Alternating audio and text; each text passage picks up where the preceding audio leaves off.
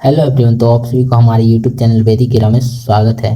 तो आज का जो लेक्चर होने वाला है लेक्चर नंबर 16 होने वाला है। हम लोग 15 लेक्चर ऑलरेडी कंप्लीट कर लिए हैं, जो कि आप सभी को वैदिक गिरा चैनल में जाने पर प्लेलिस्ट बना हुआ है, जो कि 15 सेट बना सॉल्यूशन हो चुका है, जो कि हम लोग आरआरबी एनटीपीसी मैथ्स पीआई के सेट वाइज सॉल्यूशन करते हैं, जो कि एनटीपीसी 2020 में सीबीटी 1 में जो पूछा गया था उसका हम लोग क्वेश्चन लेते हैं, जिसमें 30 क्वेश्चन था और 30 क्वेश्चन हम लोग लेते हैं टोटल, और उसमें से बेस्ट सॉल्यूशन करते हैं विथ बेस्ट एनालिसिस के साथ। तो आज का भी सेम उसी प्रकार से सॉल्यूशन करने वाले हैं, जो कि लेक्चर नंबर 16 होने वाला है।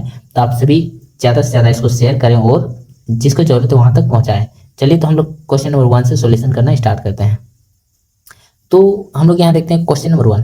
क्वेश्चन नंबर 1 में बोला गया है कि बहुपद 5xy plus 5p minus 1x minus 2p plus 5 के शून्यों का योग उनके गुणनफल के 1/4 के बराबर है, तो p का मान ज्ञात कीजिए, ये पूछा गया।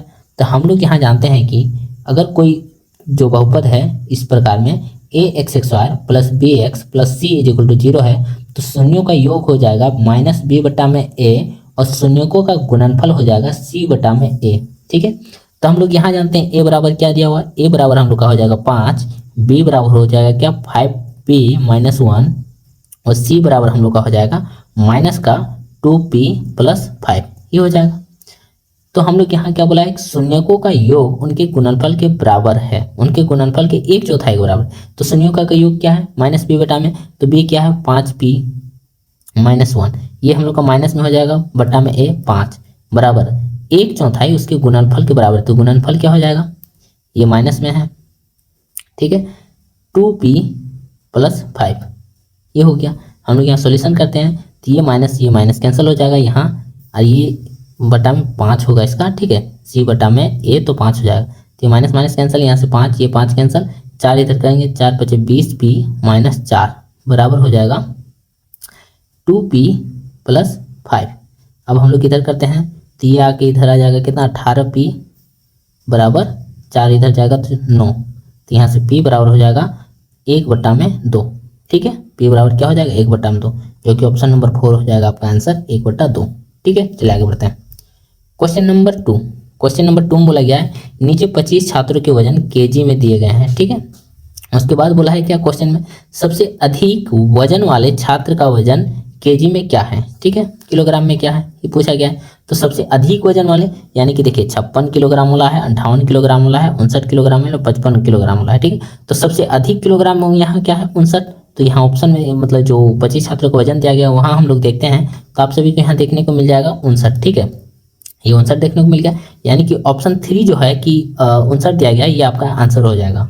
ठीक है, बस आपको देख के आंसर करना था। चलिए आगे बढ़ते हैं क्वेश्चन नंबर 3 में।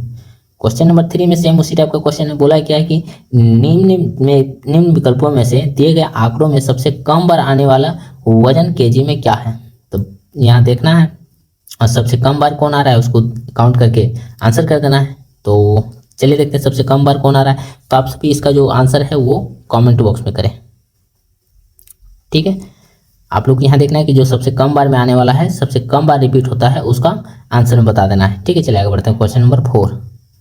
क्वेश्चन नंबर 4 में क्या बोला गया कि नीचे 25 छात्रों को वजन केजी में दिया गया है और बोला गया है कि दिए गए आंकड़ों का परास ज्ञात कीजिए। तो परास हम लोग क्या जानते हैं, परास बराबर होता है सबसे हाईएस्ट वैल्यू जो यहाँ दिया गया है माइनस हो जाएगा आपका लोएस्ट वैल्यू। ठीक है, मतलब कि जो सबसे ज़्यादा वजन वाला है, जो सबसे कम वजन वाला है, वो दोनों का अंतर हम लोग का परास होता है। ठीक है, तो हम लोग यहाँ सबसे ज़्यादा वजन वाला यहाँ क्या है 59 माइनस करेंगे सबसे कम वैल्यू वाला, यानी कि सबसे कम वजन वाला। तो सबसे कम वजन यहाँ क्या हो जाएगा 50, सबसे कम वजन आपको देखने को मिल जाएगा 50। तो 59 माइनस 50 करेंगे तो आपका आंसर जो हो जाएगा 9, यही आपका परास हो जाएगा। ठीक है, तो ऑप्शन नंबर 4 आपका हो जाएगा 9 आंसर। चलिए आगे बढ़ते हैं क्वेश्चन नंबर 5। क्वेश्चन नंबर 5 में आपको एक डायग्राम दिया गया है। ठीक है, जिसमें बोला कि केंद्र ओ वृत्त का केंद्र है और यहाँ दिया गया है एंगल ARS बराबर 125 डिग्री। ARS ये आपका दिया गया है क्या 125 डिग्री। तो आपका ये कितना हो जाएगा, ये एक स्ट्रेट लाइन है, तो 180 डिग्री का स्ट्रेट लाइन होता है, तो ये 125 डिग्री है, तो ये आपका कितना हो जाएगा 55 डिग्री। ठीक है, और यहाँ देखते हैं आप, ये आपका क्या बोलेंगे, वृत्त के अर्धवृत्त के द्वारा बनाया गया कोण, अर्धवृत्त के द्वारा बनाया गया कोण आपका 90 डिग्री का होता है। कितना डिग्री का? 90 डिग्री का। तो ये आपका 55 है, तो ये कितना हो जाएगा 35। ठीक है, तो आप देख सकते हैं यहाँ कि PRB, अगर यहाँ देखते हैं इस एंगल में, PRB बराबर आपका कितना हो जाएगा 35। तो PRB, तो P आपको क्वेश्चन पूछा गया है PAB का माप याद कीजिए, तो PAB, ठीक है, PRB और PAB आपका सेम सेगमेंट बन रहा है। ठीक है, सेम सेगमेंट से बन रहा है, तो आपका ये 35 है, तो ये एंगल भी आपका क्या हो जाएगा 35। तो PAB बराबर क्या हो जाएगा, एंगल PAB बराबर आपका 35 हो जाएगा, यानी कि ऑप्शन नंबर 1 आपका 35 हो जाएगा आंसर। ठीक है, चलिए आगे बढ़ते हैं क्वेश्चन नंबर 6 में। क्वेश्चन नंबर 6 में आपका बोला गया दी गई आकृति में BC समांतर है BC, यहाँ से आप देख सकते हैं BC समांतर किसके हैं, DE के। BC समांतर है DE के। बोला है कि x का मान ज्ञात कीजिए, मतलब एंगल A का मान ज्ञात करने बोला है। ठीक है, हम लोग अगर इसको आगे बढ़ाते हैं, इसको आगे बढ़ाते हैं तो ये आपका क्या हो जाएगा संगत कोण। तो ये अगर 38 डिग्री है, तो ये भी आपका कितना हो जाएगा 38 डिग्री। ठीक है, और ये 122 डिग्री है, तो ये स्ट्रेट लाइन में यहाँ 180 डिग्री कौन बनेगा टोटल, तो यहाँ कितना हो जाएगा, तो यहाँ आपका हो जाएगा कितना 58 डिग्री। ये कितना हो जाएगा 58 डिग्री। ये 38 डिग्री आपका हो गया, ये 58 डिग्री हो गया। तो टोटल ये तीनों यहाँ देखते हैं आप, तो यहाँ इस एंगल में तो टोटल कितना हो जाएगा 180 डिग्री, यानी कि x बराबर कितना हो जाएगा 180 डिग्री। तो यहाँ से घटा देंगे इसमें, तो कितना निकल जाएगा, तो 8 8 16 के 6 हाथ में 1 5 3 8 और 1 9, ये घटा देंगे तो हम लोग का क्या निकल जाएगा, एंगल x निकल जाएगा। ठीक, तो हम लोग घटाते हैं, तो 10 में 6 गया तो 4 और 17 में 9 गया तो 8, यानी कि आपका जो निकल जाएगा आंसर 84, ऑप्शन नंबर 2 हो जाएगा। ठीक है, चलिए आगे बढ़ते हैं क्वेश्चन नंबर 7। क्वेश्चन नंबर 7 में बोला गया दिलीप राय ने अमरजीत से 9% प्रतिवर्ष के साधारण ब्याज पर 24,000 रुपये उधार लिए। वह राशि ज्ञात कीजिए जो उसे 3 वर्षों के बाद वापसी करनी है। तो 9% के प्रतिवर्ष साधारण ब्याज पर 3 वर्ष के लिए कितना हो जाएगा 27%। ठीक है, 27%, तो 24,000 का हम लोग कितना देना पड़ेगा इंटरेस्ट 27%। तो 24,000 का 27%, यानी कि जो वापस करना होगा राशि वो टोटल कितना हो जाएगा 24,000 का 127%। क्यों? क्योंकि 100% उसका मूलधन होगा और जो इंटरेस्ट होगा वो 27% होगा, यानी कि 127% देना पड़ेगा। तो हम लोग यहाँ सॉल्यूशन करते हैं, तो परसेंट से 2 0 कैंसिल, यहाँ से मल्टीप्लाई करते हैं तो 24 7 168, यानी कि पहले 0 आ जाएगा।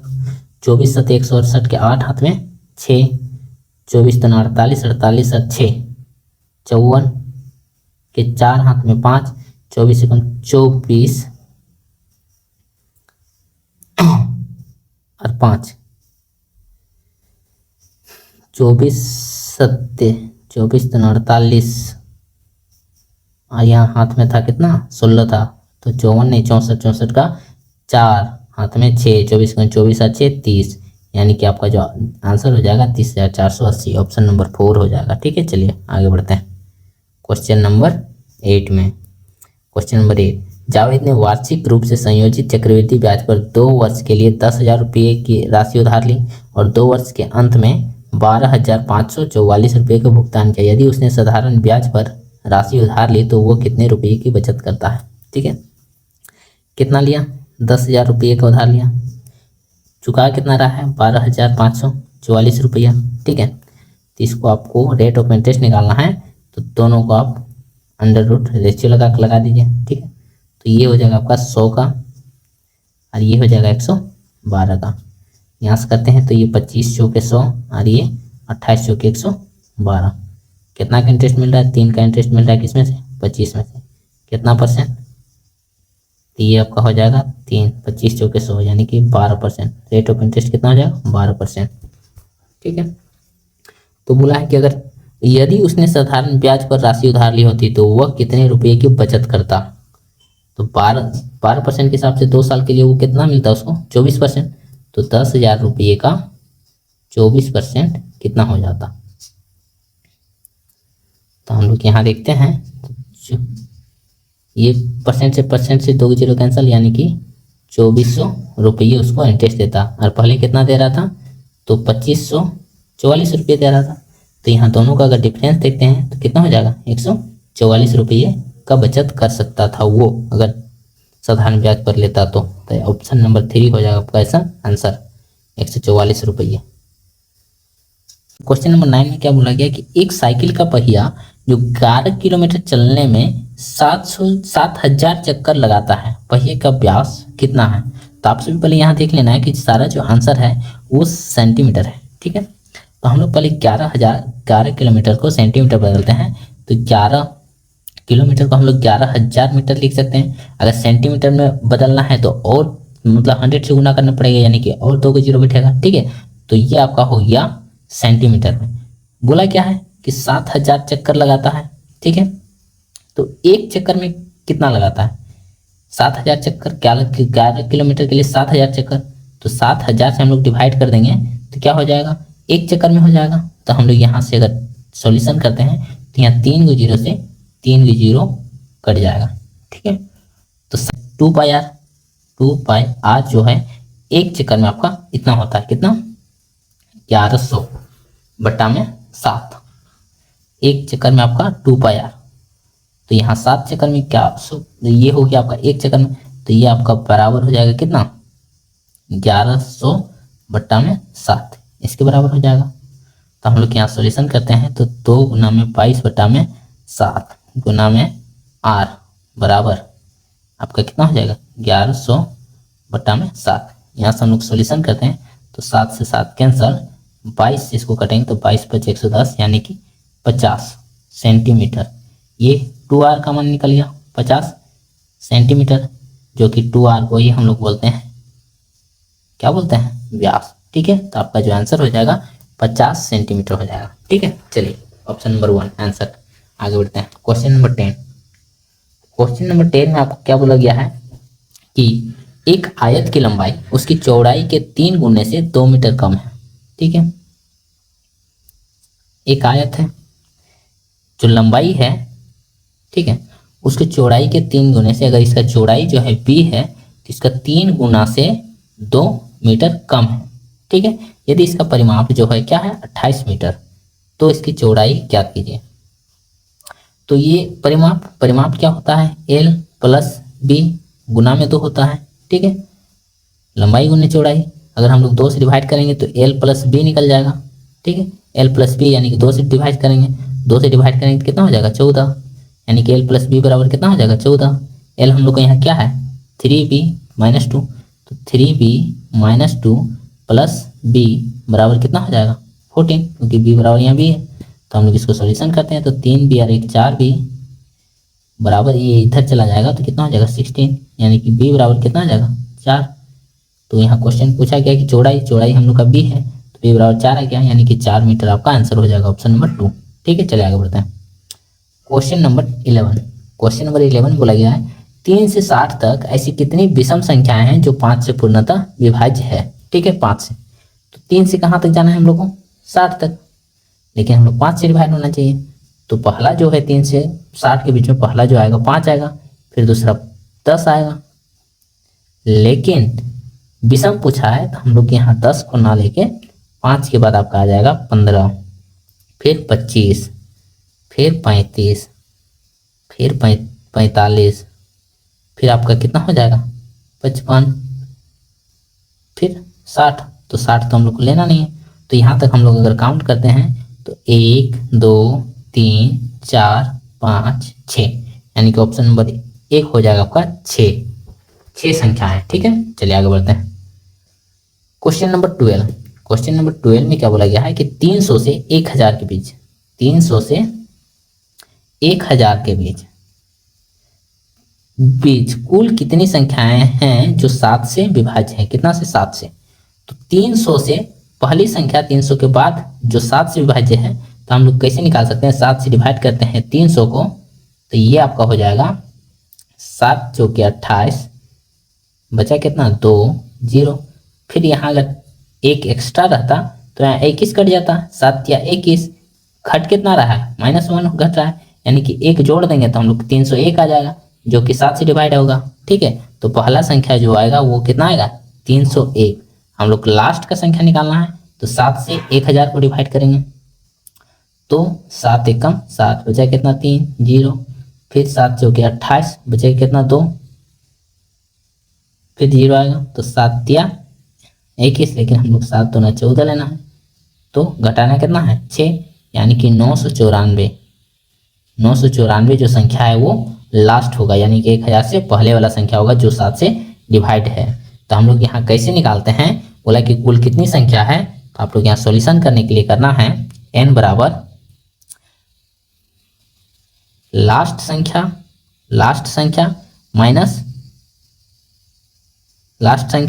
माइनस फर्स्ट संख्या बट्टा में 7 प्लस का 1 करना है, तो आपका यहाँ टोटल संख्या निकल जाएगा। ठीक है, तो हम लोग लास्ट संख्या क्या है 994 माइनस फर्स्ट संख्या 301 बट्टा में 7 प्लस का 1, तो हम लोग यहाँ घटाएंगे कितना हो जाएगा, 4 में 1 गया तो 3, 9 में 0 गया तो 9, और 9 में 3 गया तो 6 बट्टा में 7 प्लस 1। 7 से इसको काटते हैं, 7 से 7 9 63, फिर 7 9 63, यानी कि 99 प्लस 1 बराबर कितना 100। तो 300 से आपका 1000 के बीच ऐसी कितनी संख्याएं हैं जो 7 से विभाज्य है, तो आपका निकल के आंसर आ जाएगा 100। ऑप्शन नंबर 4 आपका आंसर हो जाएगा। ठीक है, चलिए आगे बढ़ते हैं। क्वेश्चन नंबर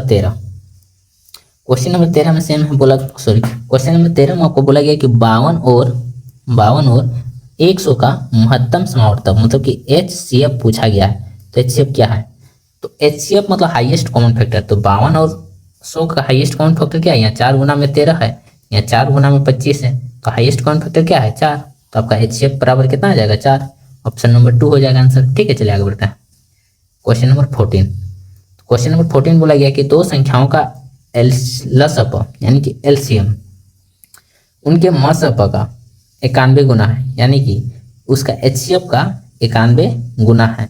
तो मसअप और लसअप का योग यानी कि HCF प्लस LCM बराबर 2760 दिया गया है। ठीक है, यदि एक संख्या फर्स्ट संख्या जो है आपका 210 दिया गया है, तो बोला है कि दूसरी संख्या ज्ञात कीजिए, सेकंड नंबर ज्ञात कीजिए। ठीक है, तो हम लोग जानते हैं LCM गुना में HCF बराबर होता है फर्स्ट संख्या गुना में सेकंड संख्या। ठीक है, ये होता है। तो हम लोग यहाँ करेंगे क्या, HCF प्लस LCM। तो LCM बराबर तो कितना है HCF का 91 गुना, तो यहाँ H प्लस में क्या हो जाएगा 91H बराबर कितना हो जाएगा 2760। तो यहाँ से जोड़ेंगे तो कितना हो जाएगा 92H बराबर 2760। ठीक है, तो हम लोग यहाँ से अगर HCF निकालेंगे तो 2760 बटा में 92। ठीक है, यहाँ से देखते हैं तो ये इसका 30 गुना है, यानी कि ये जो है HCF बराबर आपका आ जाएगा कितना 30। ठीक है, 30 हो जाएगा HCF। तो LCM हम लोग को कितना निकल जाएगा, LCM 30 गुना में 91। तो हम लोग जानते हैं LCM यानी कि 30 गुना में 91 गुना में HCF कितना है 30। ये हो गया LCM गुना में HCF बराबर फर्स्ट संख्या इंटू सेकंड संख्या। तो फर्स्ट संख्या हम लोग का दिया गया है 210 गुना में सेकंड संख्या। ठीक है, तो हम लोग सेकंड संख्या यहाँ से निकल जाएगा। तो यहाँ सॉल्यूशन करते हैं तो 0 से 1 0 कैंसिल, 3 से काटेंगे तो 3 से 7 बार में, 7 से 2 काटेंगे 13 बार में, 13 तिया 39, 390 जो सेकंड संख्या हो जाएगा। ठीक है, 390 ऑप्शन नंबर 4 हो जाएगा आपका आंसर। चलिए आगे बढ़ते हैं। क्वेश्चन नंबर 15 बोला गया है कि 0.037 का ऊपर जो बार है उसको P/Q के रूप में व्यक्त कीजिए, जहां P एक पूर्ण संख्या है और Q एक प्राकृत संख्या है। इसी को लेने देंगे, इसको P/Q में व्यक्त करना है।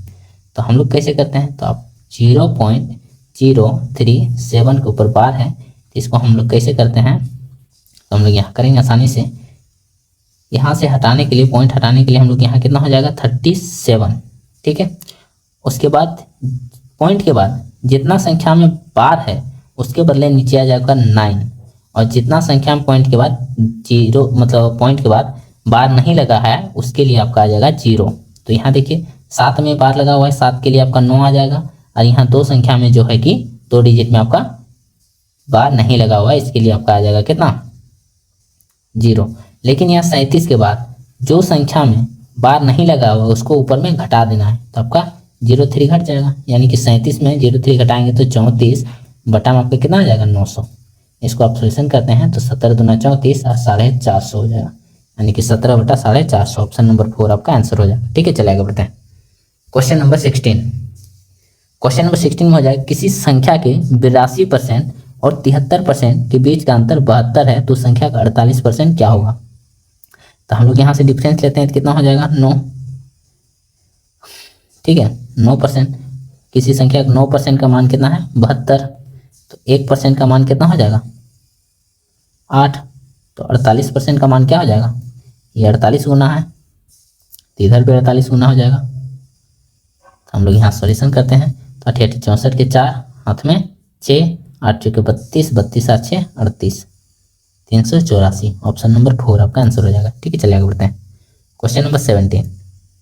क्वेश्चन नंबर 17 बोला गया है कि एक बॉक्स में 6 सफ़ेद 2 काली और 3 लाल गेंद है। यदि एक गेंद की यादृच्छिक रूप से निकाली जाती है तब निकाली गई गेंद के सफ़ेद नहीं होने की प्रायिकता क्या है। ठीक है, तो हम लोग इसको कैसे निकाल सकते हैं, तो हम लोग इसको आसानी से निकाल सकते हैं।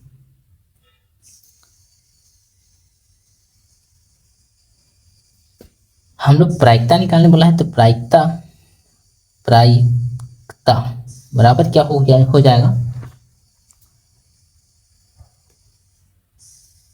तो हम लोग प्रायिकता बराबर हम लोग निकाल सकते हैं कि नंबर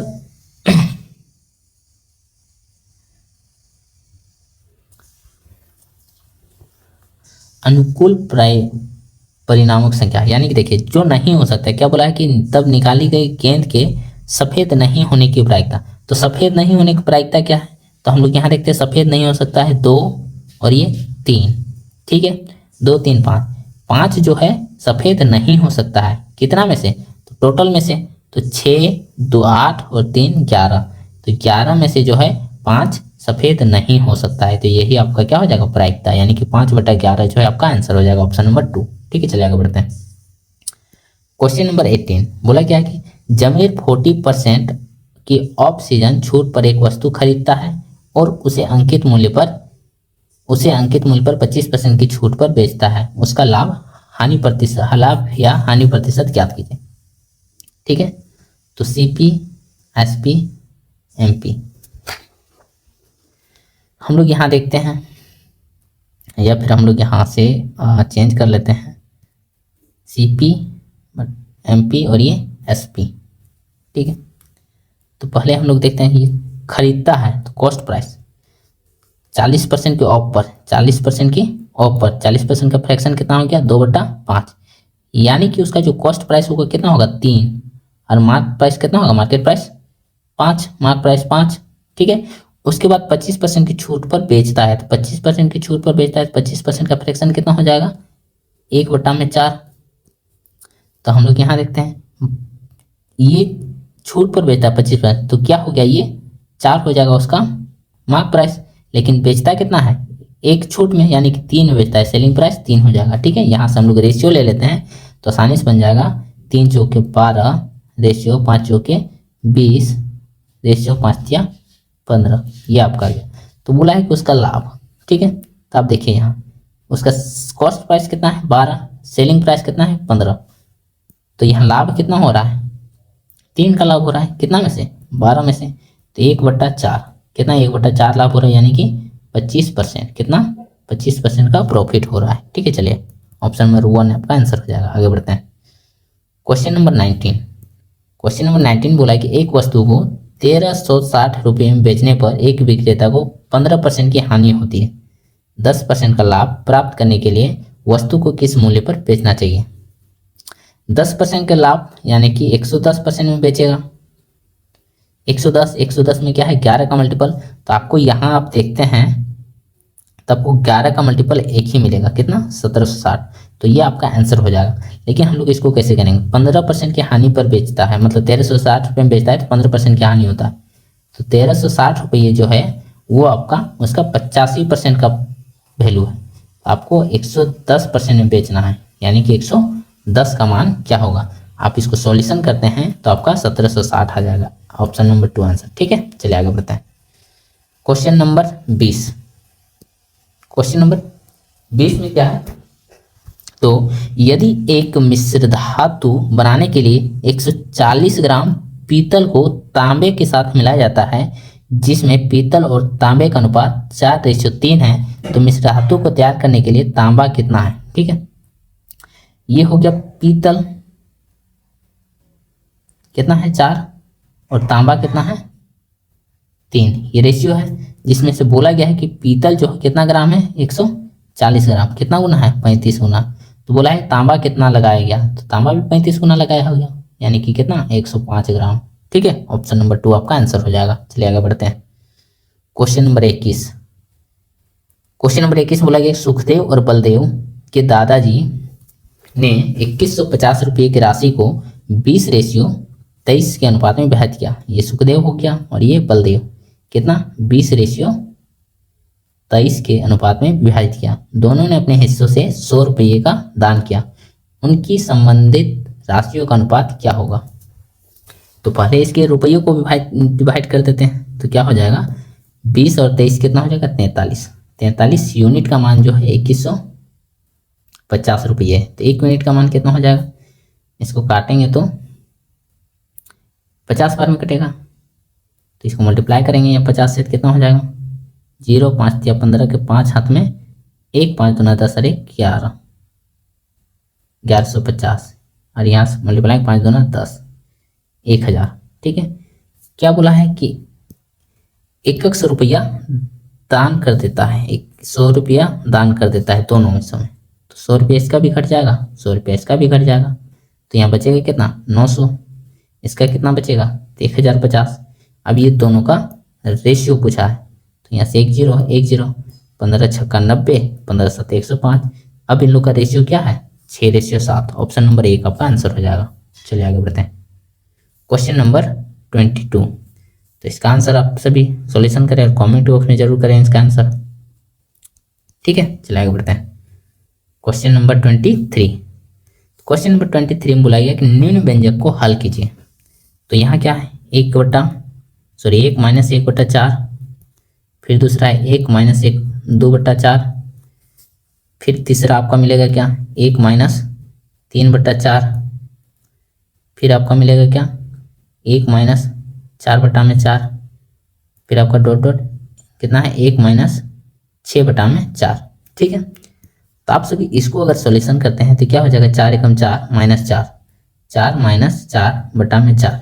इसको आप सॉल्यूशन करते हैं तो आपका क्या हो जाएगा 0, यानी कि यहाँ बीच में एक आपको 0 मिलेगा, और 0 को किसी से भी मल्टीप्लाई करते हैं तो आपका आंसर क्या आएगा 0। ऑप्शन नंबर 3 हो जाएगा आंसर।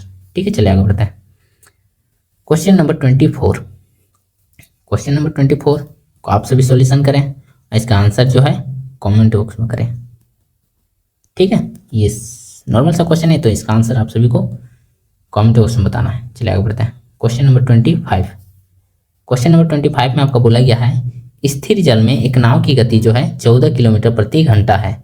यह धारा की दिशा में जाता है। ठीक है, नाव जिधर बह रहा है उधर ही, मतलब धारा जिधर बह रहा है उसी दिशा में नाव भी जाता है, और 1 घंटे 45 मिनट में 28 किलोमीटर जाती है। तो धारा की गति ज्ञात कीजिए। ठीक है, अगर तो नाव प्लस धारा की गति बराबर क्या हो जाएगा 28 किलोमीटर की दूरी जाता है टोटल कितना घंटा में, तो 1 घंटा प्लस 45 मिनट में, तो 1 घंटा प्लस 45 मिनट यानी 45/60 इतना देर में। ठीक है, ये स्पीड हो गया नाव प्लस धारा की स्पीड बराबर होता है टोटल डिस्टेंस बटा में टोटल टाइम। तो टोटल डिस्टेंस कितना हो गया 28 किलोमीटर, और टोटल टाइम कितना हो गया, तो हम लोग यहाँ से करते हैं तो 15 या 45 15 चौका 60, यानी कि 4 एकम 4 3 7 7/4 घंटा, यानी कि हम लोग सॉल्यूशन करते हैं तो 28/7/4 4 ऊपर चला जाएगा, तो 7 चौके 28 यानी कि 4 4 16 किलोमीटर प्रति घंटा। ये किसका निकला नाव प्लस धारा का निकला, कितना 16 किलोमीटर प्रति घंटा। लेकिन यहाँ आपको पहले से बताया गया है कि जो नाव की गति है वो 14 किलोमीटर प्रति घंटा है, नाव की जो गति है 14 किलोमीटर प्रति घंटा है, तो धारा की गति क्या हो जाएगा 16 माइनस 14 बराबर आपका धारक निकल जाएगा 2 किलोमीटर प्रति घंटा। ठीक है, ऑप्शन नंबर 3 हो जाएगा आपका आंसर। चलिए आगे बढ़ते हैं। Question number 26। क्वेश्चन नंबर 26 में बोला गया है 12 पुरुष एक कार्य को 16 दिनों में करते हैं। 12 पुरुष जो है एक काम को 16 दिनों में करते हैं, 32 महिलाएं उसी काम को। तो हम लोग यहाँ देखते हैं 12 पुरुष किसी काम को 16 दिन में करते हैं और 32 महिलाएं उसी कार्य को 12 दिन में करते हैं। 32 महिलाएं को हम मानते हैं कितने दिन में करते हैं? 12 दिनों में करते हैं। 12 दिनों में करते हैं। तो 8 पुरुष और 8 महिला ने मिलकर 12 दिनों तक कार्य किया, जिसके बाद महिलाओं ने कार्य छोड़ दिया और 8 पुरुष शामिल हो जाते हैं, तो पुरुष शेष कार्य को कितने दिनों में पूरा करवाएं। ठीक है, तो हम लोग पहले पुरुष और महिला का रेशियो निकाल लेते हैं, कितना एफिशिएंसी है उन लोग का। तो हम लोग यहाँ सॉल्यूशन करते हैं, तो 16 दूना 32 और ये 12 से 12 कैंसिल, यानी कि पुरुष और महिला का रेशियो निकालते हैं तो ये 2 रेशियो 1 हो जाएगा। ठीक है, यहाँ से टोटल काम निकालते हैं तो यहाँ पुरुष बराबर 2, तो हम लोग टोटल काम हम लोग देखते हैं तो 12 पी बराबर कितना है क्या 2 गुना में 2 गुना में कितना दिन काम किया 16। तो हम लोग यहाँ से 12 दूना 24, 24 छक 144 के 4 हाथ में 14, 24 एकम 24 और 14 हो जाएगा आपका कितना 38, यानी कि 384 टोटल काम है। ठीक है, टोटल 384 यूनिट काम है। तो हम लोग यहाँ सॉल्यूशन करते हैं। बोला क्या कि 8 पुरुष कितना 8 पुरुष प्लस 8 महिला कितना दिन तक 12 दिन तक काम करता है, टोटल 12 दिन तक काम करता है। कितना काम किया, तो पुरुष का एफिशिएंसी कितना है 2, तो 8 दूना 16, महिला की एफिशिएंसी 1 प्लस 8 गुना में 12। ठीक है, तो 16 और 8 24, 24 गुना में 12 करते हैं तो 24 दूना 48 के 8 हाथ में 4, 24 गुना 24 4 28, 288 काम किया। कितना 384 यूनिट में 288 काम कर लिया, तो बचा कितना 14 में 8 किया तो 6, 17 में 8 किया तो 9, 96 काम बचा। ठीक है, उसके बाद क्या बोला है कि 8 महिला ने छोड़ दिया, उसके बाद 8 पुरुष और शामिल हो जाए, तो पुरुष शेष कार्य को कितने दिन में करें 8 पुरुष और। पहले से 8 पुरुष था, बाद में 8 पुरुष हो गया, पहले से 8 पुरुष था, बाद में 8 पुरुष आ गया, टोटल कितना हो गया 16 पुरुष। 16 पुरुष एफिशिएंसी कितना है 2, तो कितना एक दिन में करेगा 16 दूना 32 यूनिट, तो 32 यूनिट के हिसाब से अगर करता है 96 काम को, तो टोटल कितना दिन लगेगा 3 दिन। तो बोला है कि पुरुष शेष कार्य को कितने दिन पूरा करेगा, शेष कार्य को कितना दिन पूरा करेगा 3 दिन में। ऑप्शन नंबर आपका 1 हो जाएगा आंसर। ठीक है, चलिए आगे बढ़ते हैं। क्वेश्चन नंबर 27 में क्या बोला गया, एक पुरुष एक महिला एक कार्य को 8 और 12 दिन में करता है। अगर एक पुरुष आता है और एक महिला रहता है तो बोला है क्या 8 दिन में ये काम कर लेता है और ये 12 दिन में काम कर लेता है। ठीक है, तो बोला है कि 2 पुरुष और 3 महिलाएं उसी कार्य को कितने दिनों में पूरा कर पाएंगे। तो हम लोग टोटल यहाँ पहले निकालते हैं। एक पुरुष अगर 8 दिन में काम कर लेता है और वही एक महिला 12 दिन में कर लेता है, तो यहाँ से हम लोग रेशियो निकालते हैं। तो 4 दूना 8, 4 3 12, यानी पी बराबर आपका हो जाएगा 3 और एम बराबर आपका हो जाएगा 2। यहाँ से टोटल काम निकालते हैं, तो पुरुष के जगह में 3 रखते हैं, तो टोटल आपका काम हो जाएगा कितना 3 गुना में 8, तो टोटल वर्क हो जाएगा कितना 24 यूनिट।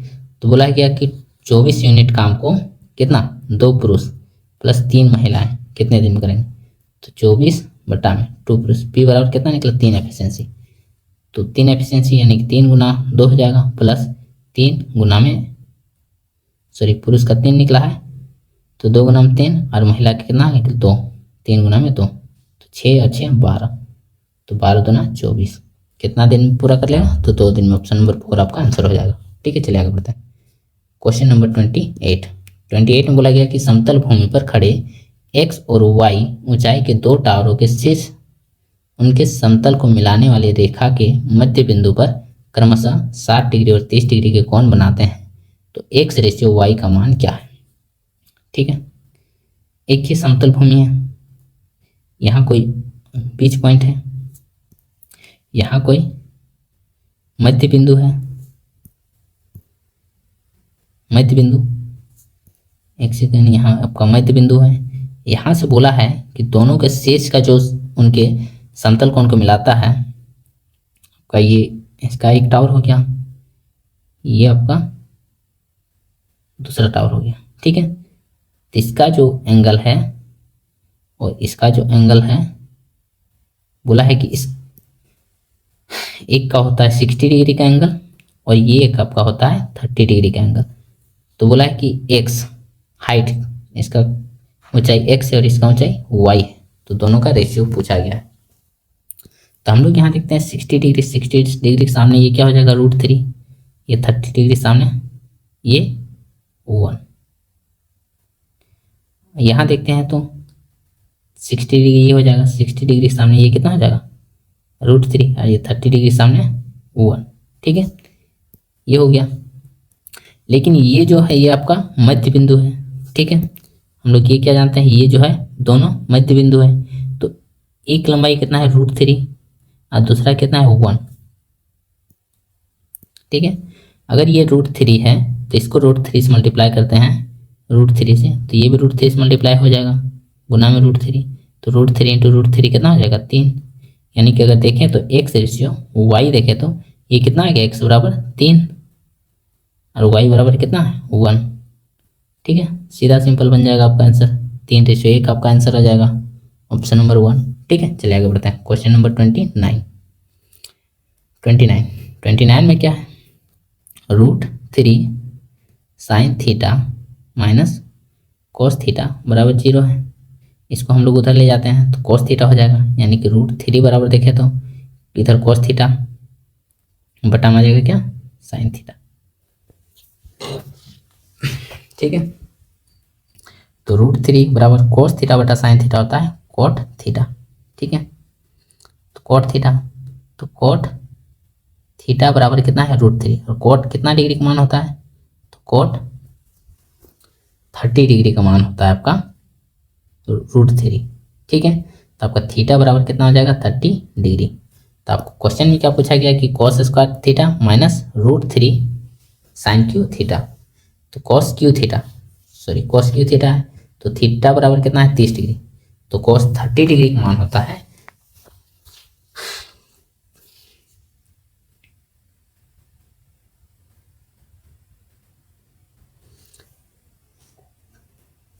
cos 30 डिग्री का मान होता है कितना √3/2, ठीक है। तो √3/2 का क्यू माइनस √3 गुना में sin 30 डिग्री का मान होता है 1/2 का क्यूब, ठीक है। अगर इसको सॉल्यूशन करते हैं तो क्या हो जाएगा, √3 का क्यूब 3 बटा में 8 माइनस √3 बटा में 8, ठीक है। यहाँ से 3√3 माइनस √3 करेंगे तो ये नीचे 8 हो जाएगा, यहाँ 3√3 माइनस √3 करेंगे 2√3, ठीक है। उसके बाद हम लोग यहाँ सोल्यूशन करते हैं, 2 से ये 4 1 कट जाएगा, यानी कि आंसर आपका क्या जाएगा √3/4, ठीक है। ऑप्शन नंबर 2 हो जाएगा आपका आंसर। चलिए आगे बढ़ते हैं। क्वेश्चन नंबर 30 में क्वेश्चन में बोला गया है क्या कि नीचे 25 छात्रों को वजन केजी में दिए गए हैं और उसके बाद बोला है पर्यवेक्षण करने पर सबसे उभयनिष्ठ मान ज्ञात कीजिए।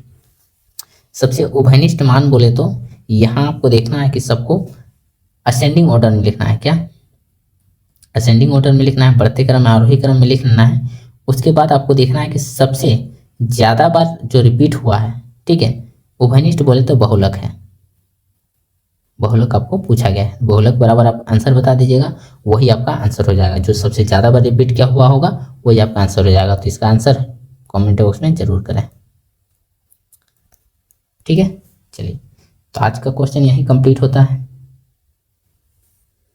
तो इसको ज़्यादा से ज़्यादा शेयर करें। चलिए, थैंक यू।